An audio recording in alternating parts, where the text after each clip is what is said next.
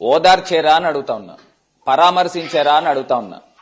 అది రాష్ట్ర ముఖ్యమంత్రే కాదు, ఆఖరికి హెల్త్ మినిస్టర్ కూడా ఎప్పుడూ కూడా కనీసం బాధితుల్ని చూడటం గాని, బాధిత కుటుంబాలను కలవడం గాని జరగలేదు.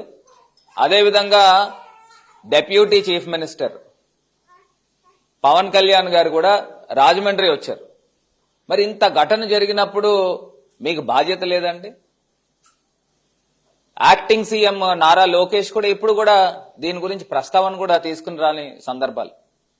ఇవాళ ఇంత పరిస్థితులు జరిగిన తర్వాత ఇవాళ బతికున్న వాళ్ళు ఘటన చూస్తే కేవలం ముగ్గురు. ఇవాళ ఏదైతే హాస్పిటల్లో పాప రుహానియా పాప వీళ్ళ కుటుంబ సభ్యులు, తల్లి తండ్రి 4 నెలలు వయసు ఉన్నప్పుడు, 5 నెలలు వయసు ఉన్నప్పుడు ఆ పాపని రెయిన్బో హాస్పిటల్లో, సూపర్ స్పెషాలిటీ హాస్పిటల్లో అడ్మిట్ చేశారు.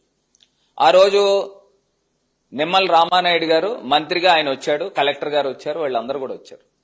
వచ్చినప్పుడు ఆ రోజు చెప్పిన పెద్ద డైలాగులు ఏంటంటే, భారతదేశంలో ఎంత పెద్ద హాస్పిటల్ ఉన్నా అవసరమైతే ప్రపంచంలో ఎక్కడైనా మేం తీసుకెళ్లి ఎయిర్ లిఫ్ట్ చేయించి మరి వైద్యం చేయిస్తానని ఆ రోజు వాగ్దానం చేశారు.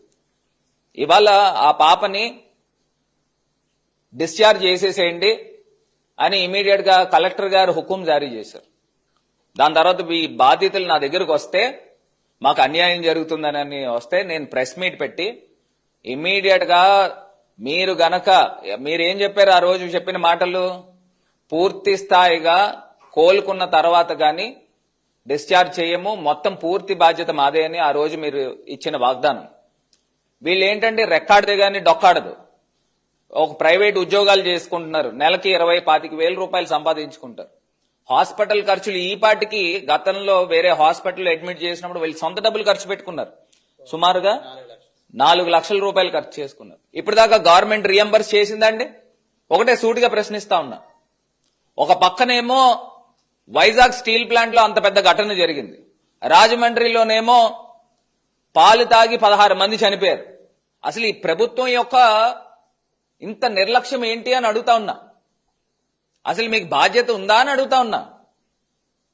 ఇంత దారుణాతి దారుణంగా ఘటనలు జరుగుతూ, ఇంకో పక్కనేమో కాకినాడలో గతంలో వేట్లపాలెం దగ్గర మందుగుండు సామాన్లు పేలిపోయి 20 మంది చనిపోయారు. అసలు ఇన్ని ఘటనలు నేను చెప్పుకుంటూ వెళ్తే ఇంత పెద్ద లిస్ట్ వస్తుంది. అసలు ఈ ప్రభుత్వం చేతులు దులుపుకుంటా ఉన్నారు. దాని తర్వాత మీరు యాక్షన్ టేకన్ రిపోర్ట్ ఏది? అసలు పాలు తాగి ఆ పాలల్లో ఏం కలిసింది ఇప్పుడు దాకా తేల్చలేదు. దానికంటూ ఒక గవర్నమెంట్ దగ్గర ఒక యంత్రాంగం ఉందా లేదా అని అడుగుతా ఉన్నా. అసలు పాలల్లో ఏం కలిసింది అనేది ఇప్పుడు దాకా అధికారికంగా నివేదిక ప్రభుత్వం ఇచ్చారా అని అడుగుతా ఉన్నా. అంటే మీకు ప్రజల ప్రాణాలంటే లెక్కలేదండి? ఏమండి చంద్రబాబు నాయుడు గారు, గతంలో గోదావరి పుష్కరాలు గుర్తుండే ఉంటుంది, మర్చిపోయారా?